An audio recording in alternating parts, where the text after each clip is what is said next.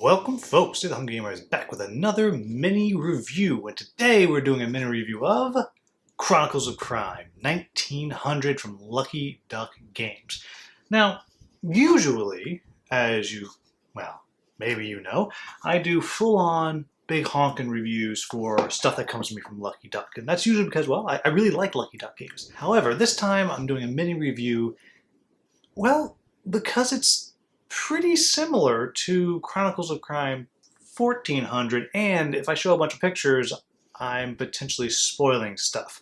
But there'll be a few pictures up as we go through. And really what I'm going to focus on this one is how it is different from Chronicles of Crime 1400, and really what I think about it, kind of in comparison to 1400. So take that for what you will. What Chronicles of Crime is, as a series, is it is a game where you are playing some kind of detective.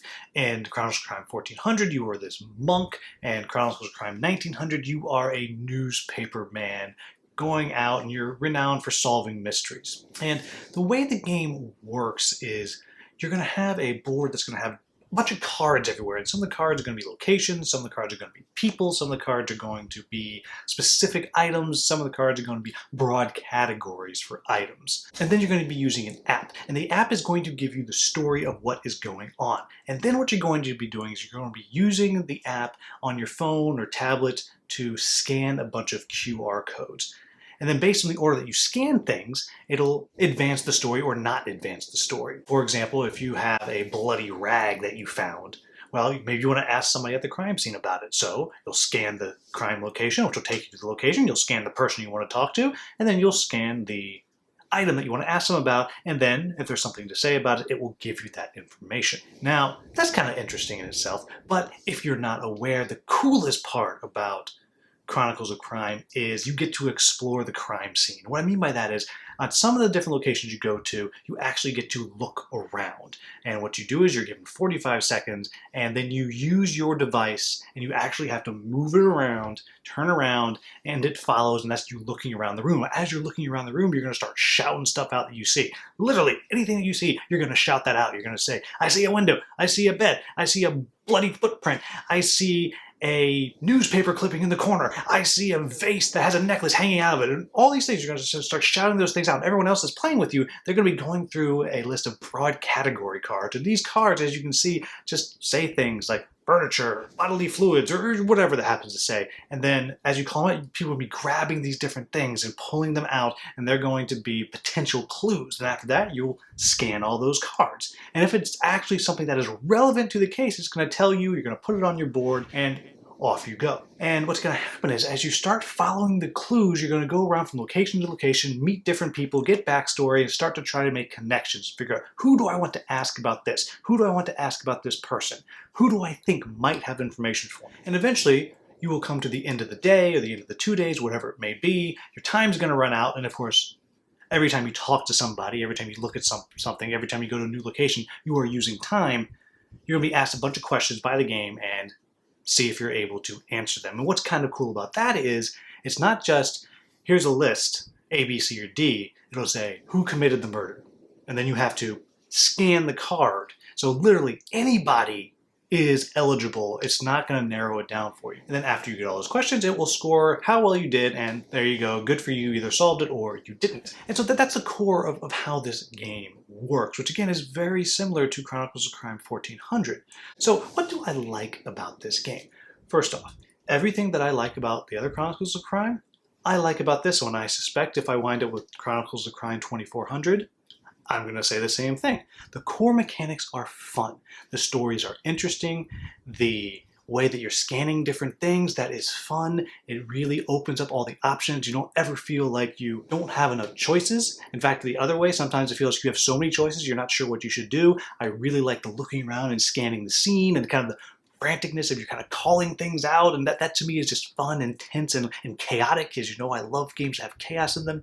All of that I really like. But what I want to single out in Chronicles of Crime 1900 is it's added puzzles. And while 1400, I believe, was the first one that had these like dream sequences, just these other cards that you would have that somehow would fit into the mystery that you were doing in 1900, there's actual puzzles. And when you find all the different pieces of the puzzle, you'll scan those at the right place, and then you have to solve it. It might be you're entering a 3-digit code to open a lock, or something like that. That's the example that comes in the rule books. That's why I don't feel bad giving that one away. And to me, it's very clever. It's a slight variation on the other, so you don't feel like you're playing the exact same game. It's just different enough that that's interesting. But it suddenly really makes you start looking for stuff. So not only are you trying to figure out the connections between people and places, now you're trying to figure out, I have this map, for example. Well, I don't have all the pieces I need to solve the puzzle. I know I don't have that because there's somebody I can go ask. And they told me, nope, we don't have all the pieces that you need to solve the puzzle. So you kind of get a hint there. But then you're trying to figure out, well, what else might I need to figure out this map? And so then you're trying to find this whole next level of connections. And I think that's really, well, it's a delightful thing to add to the game. And so far now, I haven't played all of the 1900, but so far I like this new character. It feels like the same old character, but the way all the other characters interact is a little bit different, so it does feel like you're someone new, even though same type of feeling. And I also appreciate the other thing that I already alluded to is, whereas in 1400 you had 3 different people at your home base that you could talk to. You had questions about people, you go to this person. You have questions about items, you go to this person, or whatever it may be. They might tell you more. And this one you don't have that. You just have one person there who's going to help you with puzzles. That's it. And really they're there to, if your puzzle is stumping you, you can go get a hint. And I appreciate that. So what are my quibbles with the game? And again, my quibbles are the same thing I had with the other game. One, the replay value is not huge because, well, once you're through all the scenarios, that's it, you're done. Now, on the flip side of that, it's not a very expensive game. So you can play it, pass it up to somebody else. And I think that we're going to be releasing more of these as expansions you can get. I don't know for sure, but I think so. And then my second quibble, again, it's the same thing as I had with 1400, is you can feel stuck. We were playing the other night and we just missed something.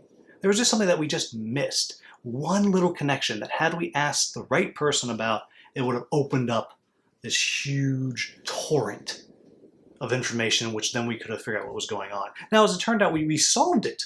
We didn't catch the killer, but we solved it. We had enough information and enough story there to figure out what was going on for the most part, but we didn't catch the killer because we just missed something.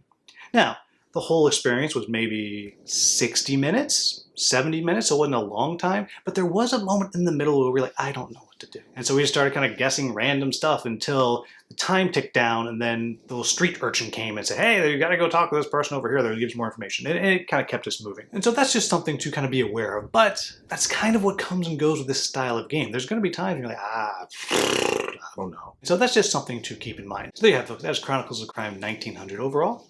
I like it. I liked 1400. I like 1900. Is it the same? No. Is it massively different? No.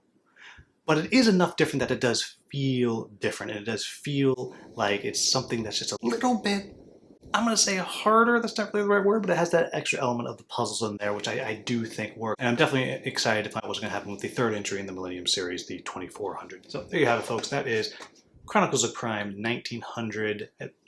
If you like the other ones in the series, you're going to like this one.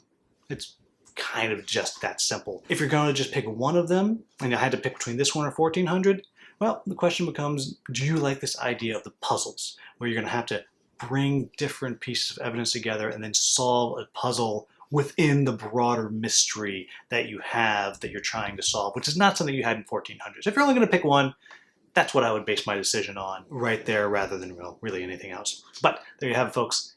As always, if you found this video useful, please like, subscribe, and share. Thank you so much for watching. Have a wonderful, wonderful day.